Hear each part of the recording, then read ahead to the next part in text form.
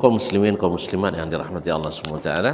Jadi Al-Hakim adalah wad'u allazi wada'a kulla syai'in fi makanihi al-munasib. Itu meletakkan sesuatu pada tempatnya yang sesungguhnya. Jadi Allah Subhanahu wa taala Hakim. Makanya ketika ada seorang badui masuk Islam, dia ikut salat di belakang imam. Imam membaca ayat was-sariqu was-sariqatu faqata'u aydiyahuma jazaa'an bima kasaba nakalam minallah wallahu ghafurur rahim, kata imam. Ini tidak hafal Quran dia lah. Tidak hafal Quran. Tapi ketika dibaca dia imam wallahu ghafurur rahim, tentu salah dia. Ya, tentu salah dia. Atau dia tentu salah. Ujung dia pangkal tidak matching. Kan pangkal ayat pencuri laki-laki, pencuri perempuan, potong tangan keduanya. Ya, sebagai balasan atas perbuatannya dan peringatan dari Allah kepada yang lain. Sudah itu Allah Maha Pengampun, Maha Penyayang. Sesuai? Tidak sesuai. Nah, jawab yang kata. Dia tahu itu kalau. Jadi karena dia paham bahasa Arab, tahu dia. Ya, tidak sesuai. Kalau potong tangan, apa yang diperlukan? Ampunan. Hah? Ya, kekuatan, izzah. Sanggup untuk melakukan itu. Tuan-tuan kalau tidak kuat, tidak talok nengok orang, taloknya? Hah? Apalagi potong kisas. Taloknya? Dan taloknya? Ya, dan taloknya. Tidak pada nengoknya. Potong tangan sudah, potong palu sudah. Alhamdulillah. Dari sikapnya langkah di yang belakang tu ya. Dan kawan ngoleng aja kan salah sudah kan. Dan nanti tengok dia tukang bacong keputusan hukum sudah ndak uang dulu nanti tengok. Jadi pas diputuskan hukumannya kepada sebulan dan bulan dengan hukuman qisas, ya kawan tunggu selesai tante sudah alai. Nah, jadi kaum muslimin dan muslimat dirahmati Allah, ini memerlukan izzah. Kemudian hukum melakukan itu mesti tepat. Makanya Allah Maha Aziz, Maha Perkasa, lagi Maha Hikmah, Maha Bijaksana. Diulang oleh Imam Wallahu Ghafurur Rahim, tetap subhanallah. Subhanallah. Akhirnya setelah dibaca wallahu azizun hakim, baru diam. Baru sesuai. Jadi itu kaum muslimin dan muslimat, Allah itu Maha Perkasa dan Maha Bijaksana. Ketika memberi petunjuk kepada siapa yang dikehendaki, menyesatkan siapa yang dikehendaki, ini perlu hikmah, perlu kekuasaan. Ya tak? Ya tak? Nah, kalau merkul iradah, Allah sebenarnya ingin kita dapat petunjuk semuanya, tapi hikmahnya menghendaki supaya dipisahkan mana yang bersih, mana yang tak bersih, supaya dibedakan mana yang sadiq, mana yang kazib, mana yang dusta, mana yang jujur, mana yang dusta, mana yang pendosa, mana yang taat beribadah.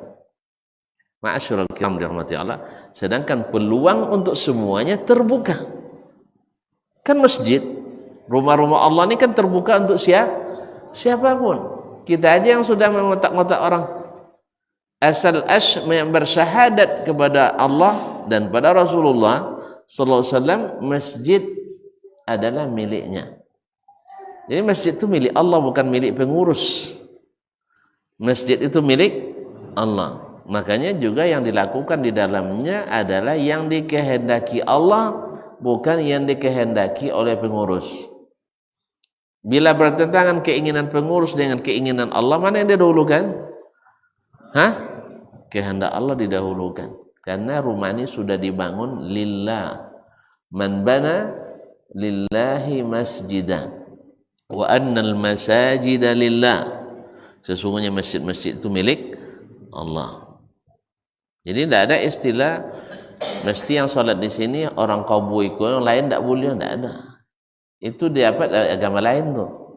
Ya, kalau umat Islam, kalau sampai Masjidil Haram, ya, ketika orang Arab, orang Saudi berkuasa gini, sabu ini yang tidak boleh masuk Masjidil Haram kecuali wang Wahabi aja deh, Abi aswajar. Iya enggak? Pokoknya asal ada apa orang yang selain Wahabi masuk dihalang, dilarang. Kasan ada penghalang enggak? Buat ada kartu Wahabi buka tahu enggak? Enggak ada dibuka. Jadi itulah kaum muslimin dan muslimat, kita harus berjiwa besar bahwa pemilik masjid itu adalah Allah yang Maha Besar, bukan para pemuka dan pembesar. Ya. Allah musta'an. Jadi kaum muslimin dan muslimat dirahmati Allah. Kemudian aku masih judul bab. Nah, jadi coba lihat Imam Al-Bukhari rahimahullah, judulnya saja diambil dari ayat. Nanti penjelasnya dengan hadis. Itulah akidah ahli sunnah itu. Itu akidah ahli sunnah, bukan dengan membuat kaidah yang tak ada dalil sama sekali. Nah, wa subhana rabbika rabbil izzati amma yasifun. Maha suci Rabbmu yang memiliki izzah. Memiliki izzah. Apa tadi izzah? Kemuliaan, kekuatan, kekuasaan, perkasaan. Orang kalau terjemah kitanya maha perkasa. Amma yasifun, dari maha suci Allah dari apa yang mereka sifati. Makanya sifat-sifat Allah itu mesti dari Allah dan Rasul. Tidak boleh mensifatinya dari diri kita sendiri. Tidak boleh kita membuat sifat Allah. Sebab kalau berbuat sifat Allah berarti mandai. Nah, yang Allah turunkan, yang Rasul ajarkan ditolak. Sudah itu yang tidak sabut Allah dan Rasul dibuat. Seperti Allah mewujud bila makan. Allah ada tanpa tempat. Mana hadis? Mana ayat? Tidak ada. Tapi lebih tinggi dari ayat dan hadis. Subhanallah. Ya, keedah tentang mana-mana tiba. Lawasu aja dalam kitab ahli kalam, sudah itu menolak Al-Quran dan hadis gara-gara itu. Bahkan bukan hanya menolak, main tolak-tolakan malah. Ya, antara yang menegakkan Al-Quran dan hadis dengan yang lebih menyukai al-hadis seperti itu. Rabbil izzati amma yasifun walillahil izzatu. Nah, subhanaka rabbil izzati subhana rabbika rabbil izzati amma yasifun. Dalam surat apa tadi? Surat As-Saffat, Surat As-Saffat ayat 180. Kemudian walillahil izzatu wali rasulih. Firman Allah SWT, walillahi al-izzatu wali rasulih. Dalam surah Al-Munafiqun. Walil mu'minin. Jadi izzah bagi Allah, bagi Rasul dan bagi orang beriman. Nah, ini juga isyarat dari Imam Al-Bukhari bahwa menetapkan sifat izzah bagi Allah dan menetapkan juga sifat izzah bagi Rasulullah dan menetapkan sifat izzah bagi orang-orang beriman tidak melazimkan tasbih. Tidak melazimkan tasbih. Allah yang menetapkan. Izzah itu milik Allah, milik orang beriman, milik Rasulullah dan milik orang beriman. Makanya yang milik Allah sempurna, tak ada kurang. Yang milik makhluk selalu kurang. Laisa kamitsli izzatihi izzatun. Tidak ada izzah seperti izzah Allah Subhanahu wa taala.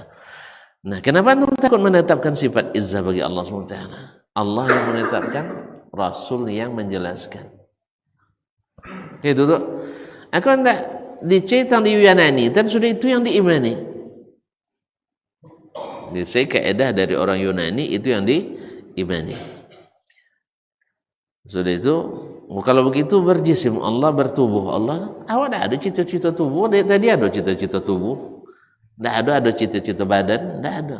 Kita hanya bukan Allah punya izzah. Nah, kemudian dalam hadis wa man halafa bi izzatillah wa sifatihi, tentang orang yang bersumpah dengan izzatullah, bersumpah dengan makhluk, boleh apa tidak?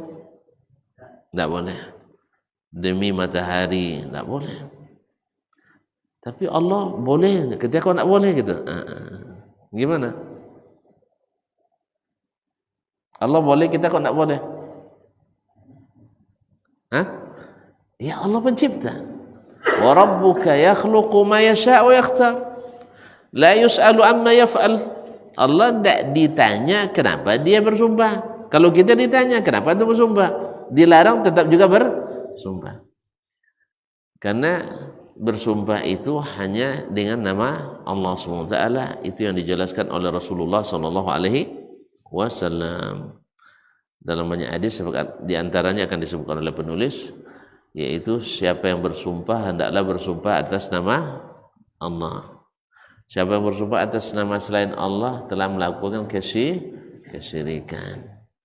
Nah, kaum muslimin dan muslimat, wa sifatihi, dan yang bersumpah dengan sifat-sifat Allah. Sebagaimana boleh bersumpah dengan zatnya Allah, misalnya billahi, wallahi, tallahi, kan bersumpah atas nama Allah. Maka boleh pula bersumpah atas nama sifat-sifat Allah Subhanahu wa taala. Wa izzatika wa qudratika ya Allah, wa ilmika ya Allah. Nah, sekarang dalam doa yang dibaca oleh Nabi SAW salat, Allahumma bi'ilmikal ghaiba wa qudratika alal khalq. Ya Allah, demi ilmumu tentang yang gaib dan demi kekuasaanmu terhadap makhluk semuanya. Nah, kan itu? As'aluka dan seterusnya, saya meminta kepadamu. Jadi dengan sifat Allah boleh kita bersumpah, sebagaimana boleh bersumpah dengan zatnya. Inilah judul bab Imam Al-Bukhari rahimahullah.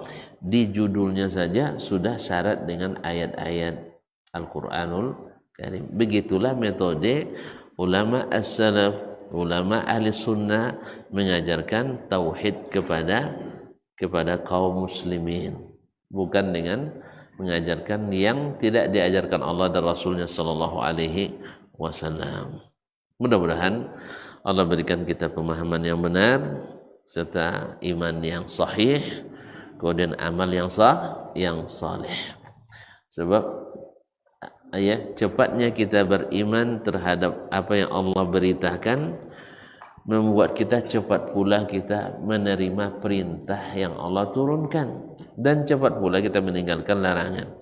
Kita lihat siapa yang suka bertakwil di bab akidah, pasti di bab ibadah pun suka bertakwil. Di bab muamalah juga suka bertakwil. Apa sebab? Keyakinannya dirubah-rubah, tentu amalannya pun minta dirubah juga. Kalau cendeku tidak sadang dosanya, harusnya tambah yang lainnya. Kalau tidak sadang dan dibuat Nabi, diperintahkan Nabi, berarti antum belum menganggap agama selesai oleh Nabi SAW. Tapi banyak ulama, antum ulama diadu sama Nabi, masa diadu ulama sama Nabi. Agama kita itu bukan bikinan ulama. tapi adalah bikinan Allah, dijelaskan oleh Rasulullah sallallahu alaihi wasallam. Ada ulama bisa benar bisa salah, tapi kalau Allah dan Rasul pasti benar, tak ada salah. Di mana antum tahu salah dan benarnya? Tengok Al-Quran, tengok hadis, kemudian bagaimana sahabat mengamalkannya. Ya, mengamalkannya. Sebab kalau tidak begitu, bebas orang menafsirkan. Tadi kita katakan, atau sering kita katakan, ayat saja bisa menjadi alat untuk membuat orang sesat. Al-Quran bisa dijadikan alat untuk menyesatkan oleh orang yang sesat. Apa contohnya? Boleh mengucapkan selamat Natal. Ada ayatnya tu. Wassalamun alayya yawma wulidtu wa yawma amutu wa yawma ub'atsu hayya. Apa artinya? Keselamatan kepadaku pada hari aku dilahirkan, pada hari aku diwafatkan, dan hari aku dibangkitkan hidup. Kan itu artinya. Adi itu aja. Jadi arti dek kawan, ucapan selamat kelahiran Nabi Isa. Kalau gitu berarti ada juga selamat kematian. Kan langsung salam juga kan? Kalau diartikan ucapan selamat berarti ada selamat hidup, selamat mati. Selamat lahir, selamat mati. Nah, cobalah ucapkan pas nanti kematian Nabi, wafatnya Nabi Isa, ucapkan selamat. Jadi itu. Jadi gara-gara subhat ayat bisa membuat orang sesat. Ada lagi yang nak menyatukan agama-agama ini, yang semua agama yang turun dari langit samawi itu bisa disatukan. Alasannya apa? Sama-sama nyembah Allah. Ada dalilnya? Ada. Nah, ada dalilnya. Apa dalilnya? Qul ya ahlal kitab ta'alu ila kalimatin sawa'in bainana wa bainakum. Wahai orang ahli kitab. Siapa ahli kitab? Yahudi dan Nasrani. Nah, ini Allah yang suruh nih katanya. Allah yang suruh, wahai ahli kitab, mari kita menegakkan kalimat yang sama di antara kita. Jadi kita kan sama-sama nyembah Allah. Berarti di masjid kita juga beribadah pada Allah, di sinagog beribadah juga sama Allah, di gereja juga beribadah sama Allah. Ramai-ramai aja lah. Ya tuh ya. Daripada ribut-ribut, berbantah, kita lebih baik salam sejahtera untuk kita semua. Akhirnya ada, makanya dengan ini sesat pula umat, sehingga tidak sedikit orang yang sudah mulai masuk gereja. Kalau sempat Israel, kalau sempat kemarin lulus Gus Dur menormalisasi hubungan kita dengan penjajah Israel, ada sudah pula sinagog sini. Nah, ini untung belum lulus program Gus Dur dulu untuk menormalisasi itu. Semoga tidak lulus selamanya karena bertentangan dengan undang-undang dasar kita 45. Bahwa penjajahan sambung bahwa penjajahan di atas dunia harus dihapuskan. Tidak dihapus, sudah dihapuskan. Kenapa kuangi lompat? Nah, kaum muslimin dan muslimat dirahmati Allah SWT. Padahal ayat tadi belum titik, baru koma. Jadi yang kalimat sawa yang menyatukan kita itu dengan ahli kitab bukan karena sama-sama menyembah Allah, maksudnya dengan cara masing-masing, tidak. Nah, maksudnya adalah alla na'budu illallah. Apa yang sama yang bisa menyatukan kita? Tidak beribadah kecuali kepada Allah. Nah, kalau mereka hanya pada Allah ibadahnya, nah, ada Tuhan ayah, ada Tuhan ibu, ada Tuhan bapa. Nah, berarti tidak bisa sama kita. Kalau mereka nanti mau sama, otomatis harus mengucapkan asyhadu alla ilaha illallah. Baru sama. Kemudian wala nusyrika bihi syai'an. Tidak boleh menyekutukannya dengan sesuatu. Mereka masih menyekutukan, berarti bisa disatukan agama ini? Tidak bisa. Kemudian wala yattakhidha ba'duna ba'dan arbaban min dunillah. Jangan sebagian kita menjadikan sebagian yang lain Tuhan-Tuhan tandingan selain Allah. Membuat-buat syariat yang tidak Allah turunkan, itu dianggap sebagai tandingan bagi Allah Subhanahu wa taala. Mereka masih juga, kita pun sebagian juga banyak yang melakukan hal yang sama. Belajar dari mereka barangkali, sehingga lain kata Allah dan Rasul, lain pula yang kita. Contohnya memahami ayat ini, ya kan? Contohnya memahami ayat ini yang kata Allah tidak beribadah kecuali pada Allah. Dia sama-sama menyerukan perdamaian, menyerukan persatuan dan kesatuan, sama-sama menyerukan kasih sayang dan sebagainya. Itu kaum muslimin masalah saling menyayangi, saling ini dan sebagainya, lemah lembut. Tanpa agama pun itu dianjurkan secara akal. Tapi yang agama itu datang lebih daripada itu dan juga mengokohkan itu, yaitu untuk menegakkan tauhid kepada Allah di atas permukaan bumi. Oleh itu kaum muslimin muslimat, sebenarnya agama Yahudi itu Islam asalnya, lalu mereka rubah sehingga menjadi agama Yahudi. Agama Nasrani itu juga Islam asalnya, karena Nabi Isa mengatakan mereka Muslim, sah. Cuman mereka rubah sehingga menjadi agama Nasrani. Sebagian umat Islam sekarang juga nak merubah agama Islam, sehingga nanti lahir lagi agama banyak. Ada Islam Jamaah, ada Islam Nusantara, ada Islam murni, ada Islam Syiah, ada Islam apa lagi? Islam KTP, ada Islam futuristik, ada Islam inklusif, ada Islam eksklusif, ada Islam banyak.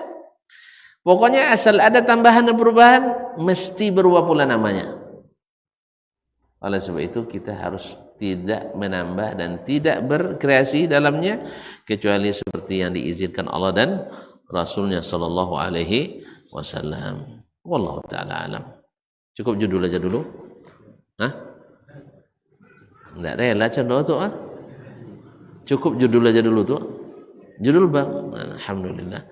Yang kesimpulannya adalah di antara sifat dan nama yang harus diimani adalah Al-Aziz, Al-Hakim, yang mana sifat itu, nama itu di dalamnya juga terdapat sifat Al-Izzah.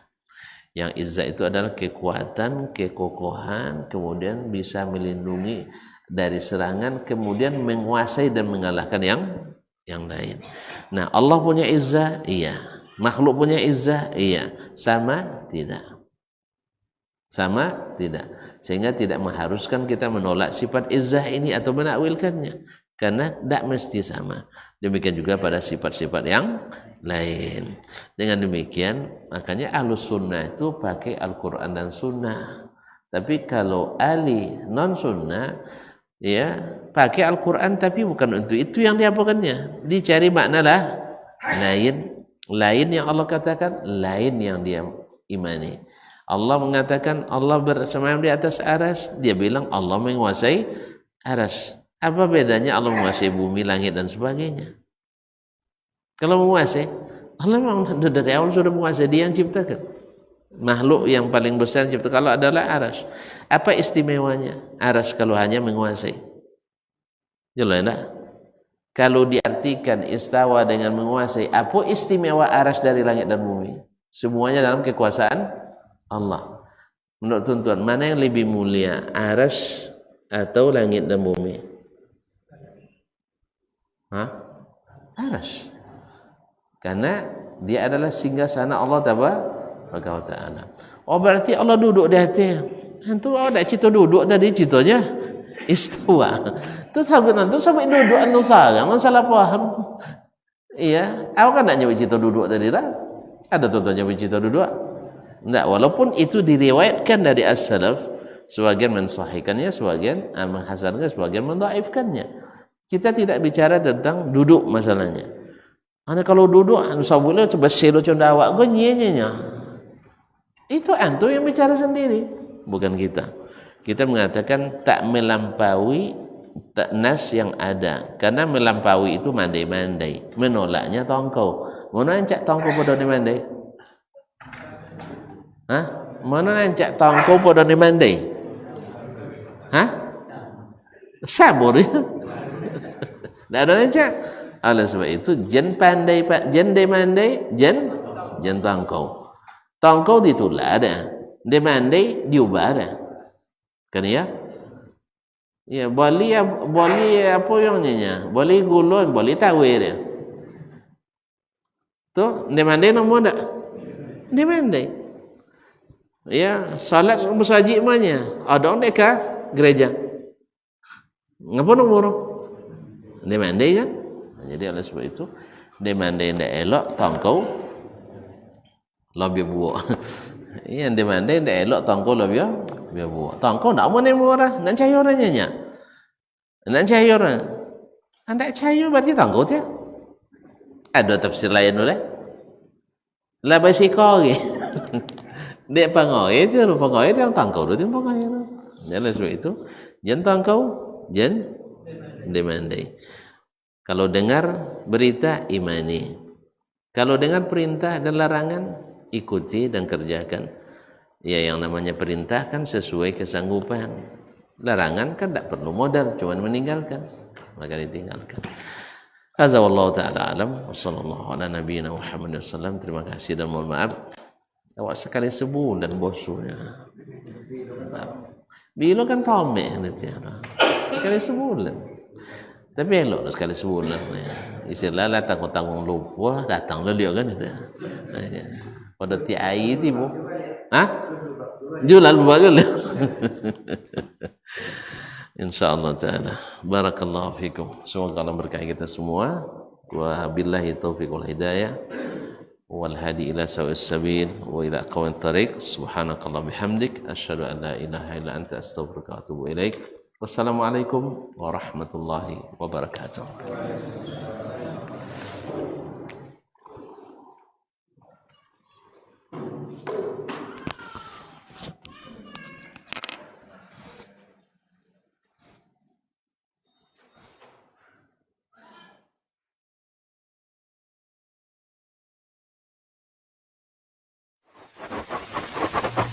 Barometer amal kita saleh tak salehnya di salat kita. Bila salat kita ikhlas dan sesuai dengan sunnah Nabi SAW, maka insyaAllah amalan yang lain mengikuti.